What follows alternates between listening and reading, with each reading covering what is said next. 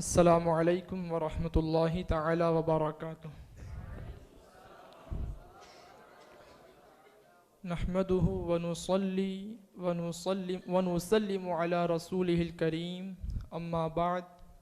فاعوذ باللہ من الشیطان الرجیم، بسم اللہ الرحمن الرحیم۔ رضی اللہ عنہم ورضوا عنہ، صدق اللہ مولانا العظیم۔ آئیے نہایت ہی مؤدبانہ انداز میں درود پاک پڑھیں الصلاۃ والسلام علیک یا رسول اللہ، الصلاۃ والسلام علیک یا حبیب اللہ، الصلاۃ والسلام علیک یا نور اللہ،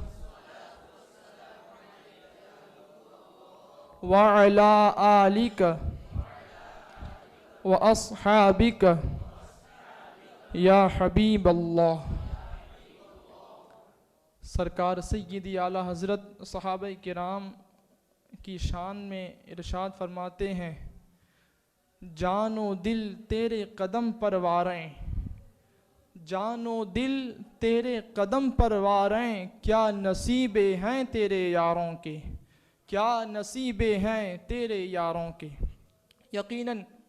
الحمدللہ ہمارا عقیدہ یہ ہے کہ انبیاء کرام اور رسولان اعظام علیہم السلام کے بعد تمام مخلوق میں صحابہ کرام رضوان اللہ تعالی علیہم اجمعین کو سب سے بڑی عزت اور منزلت حاصل ہوئی، اور ان کی شان میں حضور علیہ السلام نے بھی فرمایا، اصحابی کن نجوم، میرے صحابہ ستاروں کی مانند ہیں، اور ان کی شان یہ ہے کہ ان میں سے تم کسی کی بھی پیروی کرو گے ہدایت پا جاؤ گے۔ تو جس کی پیروی کرنے سے ہدایت انسان کو مل جائے، اس کی شان کا عالم کیا ہوگا۔ اور رب کریم ان کی شان میں ارشاد فرماتا ہے، رضی اللہ عنہم ورضوا عنہ، کہ رب کریم ان کی اطاعت اور ان کے اخلاص سے راضی، اور اللہ تعالیٰ کے کرم اور عطا سے وہ لوگ راضی۔ لیکن افسوس اس بات کا ہے کہ ایک باطل فرقہ ایسی شان اور مقدس شان والے صحابہ کرام کی بارگاہوں میں آئے دن گستاخیاں کرتا ہوا نظر آتا ہے، اور ان کی شانوں میں اور خصوصاً حضرت شیخین کریمین حضرت امیر معاویہ اور دیگر صحابہ کرام کی شان میں لان تان کرتا ہوا نظر آتا ہے۔ تو اب اس فرقے کا نام آپ لوگ بخوبی جانتے ہیں، رافضی فرقہ۔ تو اب رافضیوں سے پوچھا جائے کہ کیا اللہ تبارک و تعالی نے اپنے فرمان رضی اللہ عنہم ورضوا عنہ اور حضور علیہ السلام نے اپنے فرمان اصحابی کن نجوم، کیا ان فرامین سے اللہ اور اس کے رسول نے حضرت سیدنا صدیق اکبر، فاروق اعظم، عثمان غنی، حضرت سیدتنا عائشہ صدیقہ رضی اللہ تعالی عنہ، حضرت زبیر، حضرت طلحہ، حضرت سیدنا امیر معاویہ رضی اللہ تعالی عنہم اجمعین کو کیا اپنے ان فرامین سے خارج کر دیا، کیا ان کو مستثنیٰ کر دیا، اور رسول پاک علیہ الصلاۃ والتسلیم نے کیا تمہارے کان میں آ کر کے چپ چاپ یہ کہہ دیا کہ اصحابی سے مراد ان لوگوں کے علاوہ دوسرے میرے صحابہ ہیں، یا رضی اللہ عنہم میں ہم سے مراد ان صحابہ کرام کے علاوہ دوسرے صحابہ ہیں؟ کس نے آ کر کے تمہارے کان میں کہا؟ اگر نہیں تو پھر مانو کہ رضی اللہ عنہم ورضوا عنہ، کہ اللہ ان سے راضی اور وہ اللہ سے راضی، اور ان کی شان میں گستاخیاں کرنے سے اپنی زبانوں کو لگام دو اور اپنی زبانیں بند کرو۔ جن کی شان خود خدا کریم اپنے مقدس کلام میں ارشاد فرماتا ہے، اور جن سے خود اللہ تبارک و تعالی بھلائی کا وعدہ فرماتا ہے، اور فرماتا ہے وَكُلًّا وَعَدَ اللَّهُ الْحُسْنَى، کہ تمام سے اللہ نے، تمام صحابہ کرام سے اللہ کریم نے بھلائی کا وعدہ فرمایا، اور جس سے رب بھلائی کا وعدہ فرمائے اس کی شان ہی کیسی نرالی ہوگی۔ بلکہ اپنے خود کلام میں اللہ پاک ارشاد فرماتا ہے،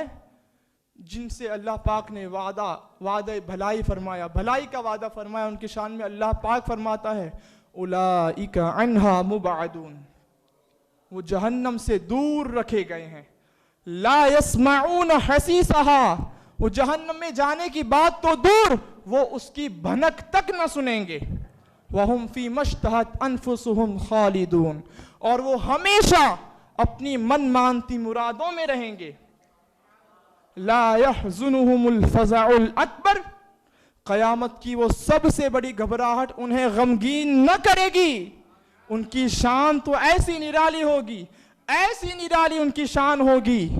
تتلقاہم الملائکہ، کہ فرشتے ان کا استقبال کریں گے، فرشتے ان کا استقبال کریں گے، ھذا یومکم الذی کنتم توعدون، یہ کہتے ہوئے فرشتے ان کا استقبال کریں گے کہ یہ ہے وہ تمہارا دن کہ جس کا تمہیں وعدہ فرمایا گیا تھا، جس کا تمہیں وعدہ فرمایا گیا تھا۔ تو اللہ پاک جس کی شان اپنے مقدس کلام میں ارشاد فرمائے، جس سے اللہ پاک بھلائی کا وعدہ فرمائے، تو اب کسی کو بھی یہ حق حاصل نہیں کہ ان کی مقدس شان میں گستاخیاں اور لعن طعن کرے۔ لیکن روافض کا حال یہ ہے کہ بغض صحابہ کرام میں ان کی مت ماری گئی، اور آئے دن نیا سے نیا فتنہ اور نیا پروپیگنڈا ایجاد کرتے نظر آتے ہیں، اور ان کا سب سے بڑا فتنہ آج جو سوشل میڈیا پر دیکھا جاتا ہے وہ یہ کہ حضرت سیدنا مولا علی کرم اللہ تعالی وجہہ الکریم کو حضرت شیخین کریمین حضرت صدیق اکبر اور حضرت فاروق اعظم رضی اللہ تعالی عنہما سے افضل بتاتے اور مانتے ہیں، اور وہ لوگ دلیل میں پیش کیا کرتے ہیں؟ پیش کرتے ہیں آیت مباہلہ، فَقُلْ تَعَالَوْا نَدْعُ أَبْنَاءَنَا وَأَبْنَاءَكُمْ، یہ پوری آیت کریمہ اور ایک حدیث صحیح، بالکل صحیح حدیث پاک ہے، اور سوشل میڈیا پر بڑی ہی زیادہ وائرل بھی ہے، اور آپ سب جانتے ہیں حدیث پاک ہے کہ حضور نے فرمایا من کنت مولاہ فعلی مولاہ، بالکل صحیح حدیث پاک ہے۔ تو اب اس کا جواب سیدی اعلیٰ حضرت نے جو ارشاد فرمایا اس کا خلاصہ کچھ یوں ہے کہ آیت مباہلہ اور حدیث صحیح من کنت مولاہ فعلی مولاہ، کیا حضرت مولا علی کو اس کا علم نہ تھا؟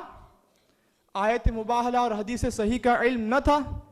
اور کیا اہل بیت اطہار اور حسنین کریمین کیا اس کا علم نہ رکھتے تھے؟ انہیں معلوم نہ تھا؟ اور اگر تھا تو کیا وہ اس کا مطلب نہ سمجھے؟ اور اگر سمجھے